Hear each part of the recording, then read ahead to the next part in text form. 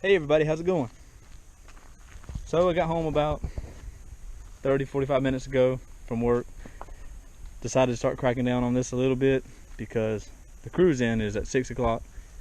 So not gonna get too much done today, but I wanted to go ahead and get some done so I can get, a little at a time and it'll all be done eventually. So I went ahead and cut the exhaust and got the exhaust manifolds off.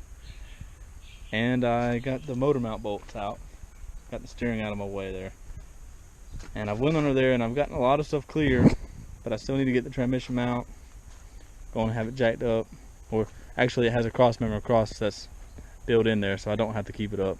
I'm thinking about that thing because that has a removable cross member under the transmission from long ago.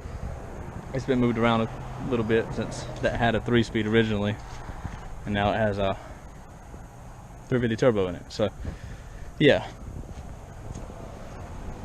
going to get this to where I can pull it out. So just gonna pull the drive shaft out the end of it, plug it up, do whatever I got to do, and start pulling it up after I get that transmission mount undone and see what we're messing with. I'm sure there's gonna be quite a bit that I have missed wire wise.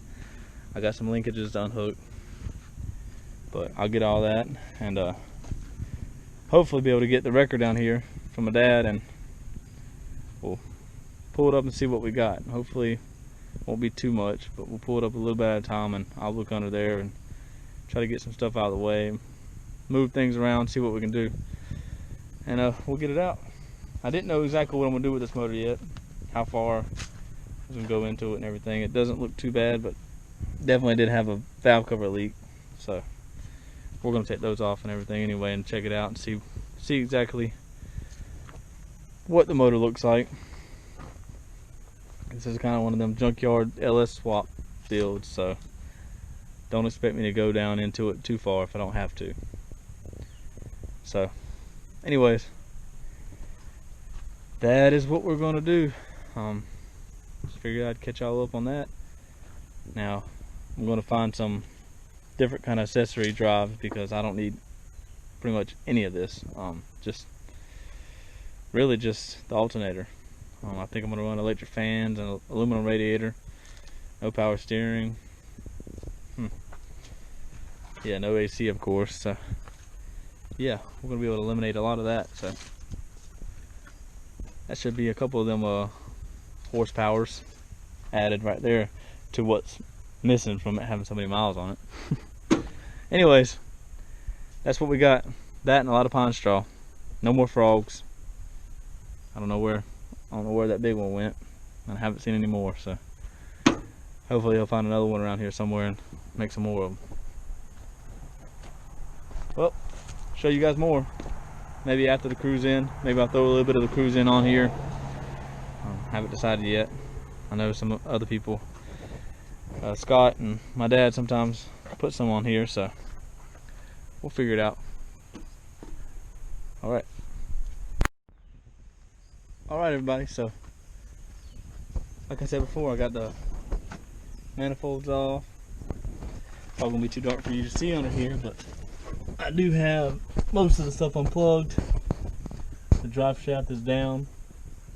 Got it undid and ready to slide out, but I don't want to leak a lot of transmission fluid everywhere. The linkages are out.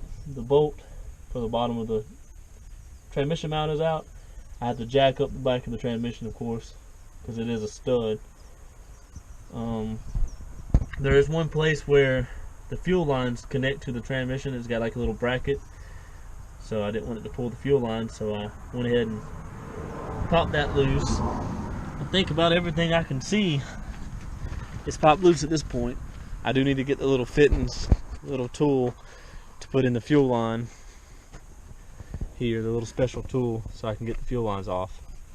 Got the ground off, I saw it earlier, and all my throttle linkages.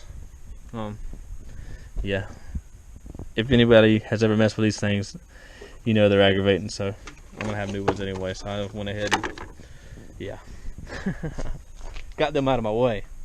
So moving right along.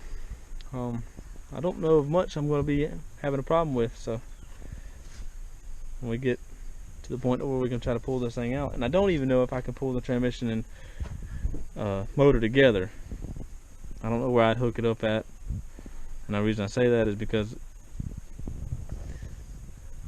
well, let's see. I haven't even paid it much attention, but it looks like it's got aluminum heads on it. It would make sense if it does. So yeah. See, I don't know. We'll figure that out too. That's a little bit over my knowledge of pulling these things out, because I haven't really messed with anything with aluminum heads and everything. That's where I've always bolted to on old small blocks and such, but with my chain and everything to pull it out, as you probably know, most of you know. So anyways, that's where we're at. I'm gonna go get the El Camino and I'm gonna drive it for my parents, for my mama, my dad, to the little cruise in. And I got an idea to take a little bit of video for you guys while I'm there, so I'm gonna throw that in here and hopefully you'll enjoy it. It'll be a little different. So I'll see y'all there.